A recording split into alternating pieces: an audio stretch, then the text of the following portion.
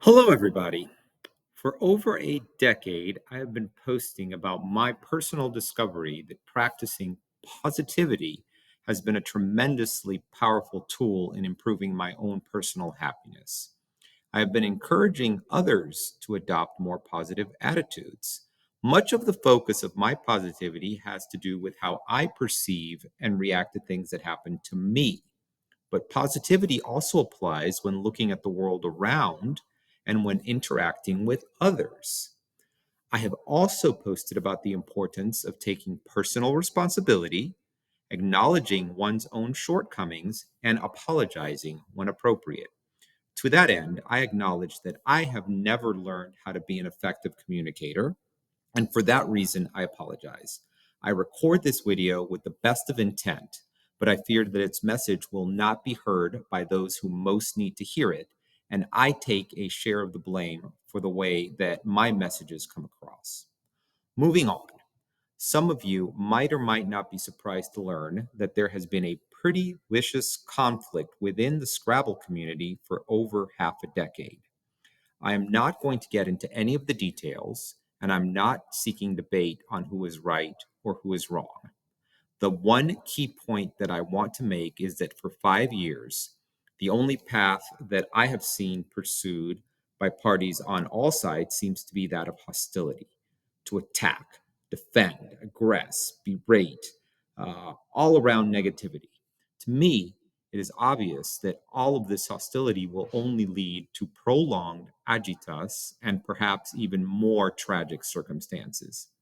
I have encouraged taking a different approach, but my words fall on deaf ears. So I think maybe try something else.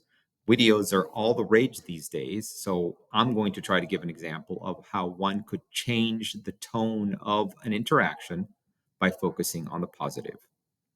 It has been over 2 decades since I encountered David Koenig at some Scrabble tournament, and our initial relationship was combative in no small part because I used to blog with zero filter and I would say things to be funny or provocative or edgy without any regard for the feelings of others. I take responsibility for that and I apologize to those who I have offended. Eventually, however, I found myself in social situations with Dave, and I found that he could be quite pleasant to be around. I once gave him a ride from DC to Charlotte. We hung out with Sam Rosen during that tournament, and he was good company the entire time. I also remember a lunch that we had with a group of several other players. During lunch, one player was criticizing another, and I commented that perhaps she was being overly cynical. This seemed to set the other player off, but David intervened and helped cool down the situation.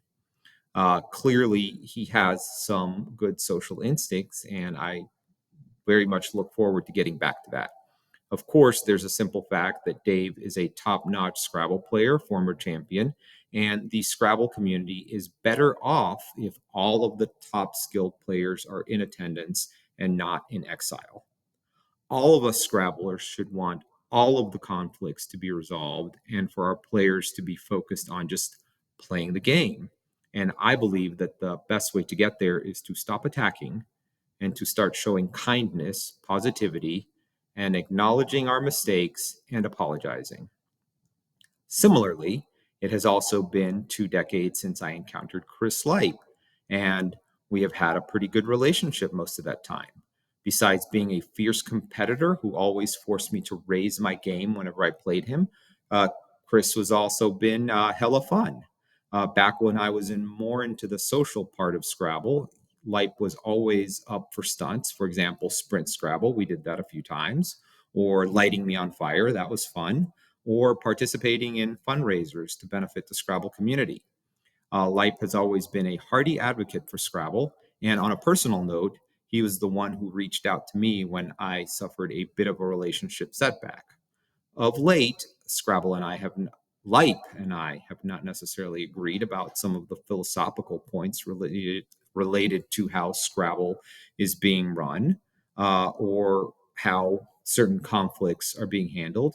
But I cannot overemphasize the importance of realizing that just because you disagree with a person doesn't mean that person is evil. Just because a person has done something that you find objectionable, like mispronouncing objectable, does not mean that that person is evil. So, to anybody still watching, Dollars to Dog Biscuit says that if you take some time to identify someone with whom you have had a conflict or just find objectionable, and then force yourself to say kind things about that person, you will feel better for it. If you acknowledge your own failings, you will feel better. If you send out apologies for past transgressions, you will feel better. I wish I could find a way to say this so that the message resonates and spreads, but I am who I am. And the best I can hope for is that one or two people will listen, because I am really growing wary of watching people sabotage themselves with negative behaviors and creating misery for those around them. Thank you for listening.